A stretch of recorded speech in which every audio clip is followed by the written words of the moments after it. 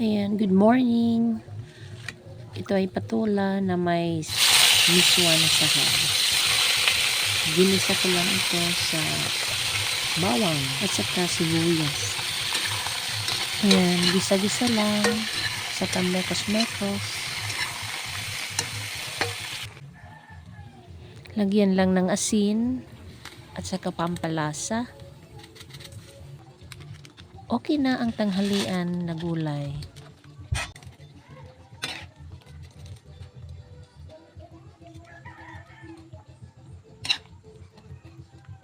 Almost done na mga kamamshi. Ready na ang tanghalian na ulam. At ayan, luto na ang ating miswa na may patula.